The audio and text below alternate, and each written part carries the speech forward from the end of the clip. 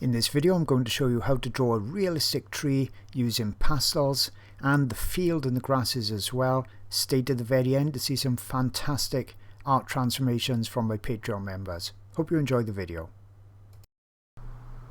Okay, so I just skipped a section there because I wanted to show you in detail now, we've got the focus all right, how I'm putting in the sky with a pastel stick. It's easier than a pencil. You could do it with a pencil, but you get a lot more coverage out of these pastel sticks, so it's a lot more economical doing it this way, and you get a smoother appearance as well. Now you can see the grain of the pastel matte paper at the moment, but as I build up the layers, that'll go and I'll create a real sense of smoothness to the sky, and that's really essential. I don't like paintings or drawings that have texture in a clear blue sky. It just, you know, we're not used to seeing that with our eyes, and I think it looks quite fake when you see that in drawings. So with us needing the advantage of the pastel matte paper, we've got to get, you know, enough pastel into the tooth of the paper to create that smoothness, and that's definitely easier to do with sticks than it is with pencils. Now you can smooth the pastel in with your fingers, but it doesn't really get down into the surface very well. So I could put more pastel on top, but another easier way to get it down into the surface, the tooth of the paper, is to use a PanPastel tool. So you don't have to use the tools only with PanPastels, we can also use them with pastel sticks and pastel pencils as well. So I'll just put a bit more pastel down, then I'll show you using the PanPastel tool. So I use it just in the same way as I would with PanPastels. Small circular motions, but see how much more easily it goes down into the surface. Yes, it does take a bit of the pastel off the surface as well, especially if it's a new tip to the tool on there. But see, I can get an easy transition now from the blue into the lighter blue and the white. Just putting down quite a big area of that vibrant green. So that's a Carbothello pencil I'm using. And then to subdue it, you'll see me come back in then with a nice sharp pit pastel pencil with a more realistic looking green, and I'll be drawing that negatively. And by negatively I mean that I'm really drawing around the clumps of leaves, leaving the vibrant ones to show through, rather than what we would normally do with pastel is put the darker underlayer and then put the light on top of it. But remember I said, if I put this green all the way over everything, the light version, the vibrant colour, would not show up on top of it very well at all. I tried it out on a test piece of paper and it really wouldn't work. And now I've got that sharp pencil. You can see I'm just putting in the small leaves going out onto the sky area.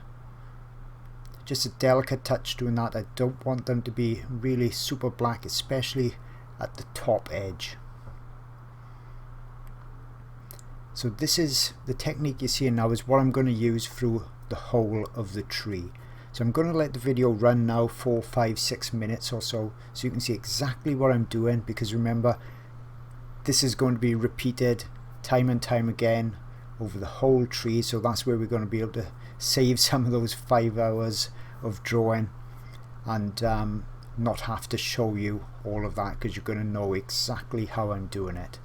You can see I'm leaving plenty of that vibrant tree colour, the leaf colour, showing through in places. I need to go darker than this as well, but this is kind of the mid-tone going in. I put the light vibrant leaf colour down first, this is the mid-tone going in, then the dark, and this really is a dark black and dark blue in places in the shadow areas, and that's what's going to give that tree that three-dimensional appearance.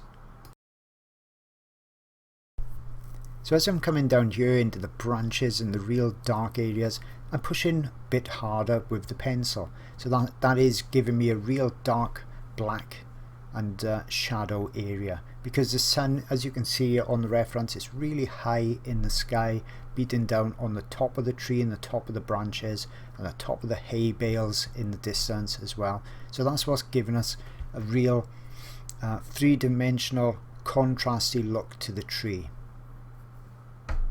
Okay, in different lighting it would look extremely different. So I'm making sure I'm keeping plenty of those sky holes showing. The last thing I want is to have real dark green masses and chunks of pastel areas and that you can't see through at all, because that's just going to look very unrealistic. So I'm just touching the surface with the pencil. Always make sure to keep checking it, because you do need a sharp pencil for this technique with something this size. Remember, it's only A4 in size. If I wanted it to be much more detailed, I'd have to start drawing a lot larger. Okay, so the important part with this, remember, was those mid-ground trees, to make sure they're a little bit lighter, or at least hasn't got as much dark in those areas as the major tree. Okay, that's giving us a recession, remember. And the bales of hay, they're nothing more than really a couple of squares or a couple of circles drawn with a light creamy coloured pencil. Remember, we're not really creating or drawing hay bales or grass or anything like that. It's the eye and the one area next to the other that's really making it look like a tree or a bale of hay, which we'd expect to see in this setting. That's what's given us, you know, that effect. So it's just a case of trying to get it, you know, fairly accurate to the reference photo, and then letting the eye work out what it expects to see there with the textures that we're creating, because that's all we're really doing. We're creating textures on a flat surface. So I'm just going to fill in these mid-ground trees, and then I'll go over those then with a bit of a lighter greens and yellows, where I'm getting the darks in first. Now with these initial colours blocked in, I can then come back in obviously and refine them.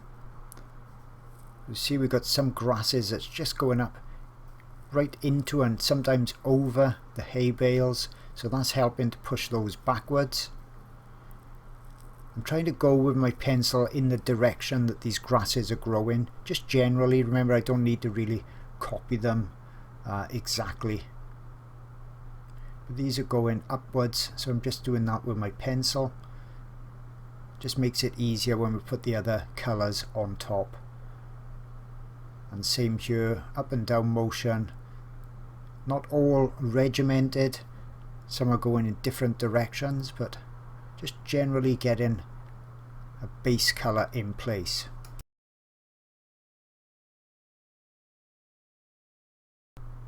And now I'm coming on top with my lighter tones. Okay, so my warmer, more sandy coloured grasses, the lighter grasses that's going on top.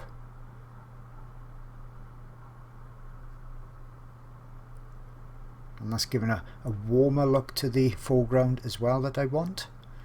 These nice warm colours I've found a lot in the Derwent. There's some really lovely colours in the Derwent. They're not my favourite pencil by far, but there are some nice purples and greens, and as I said, these warm browns in there as well.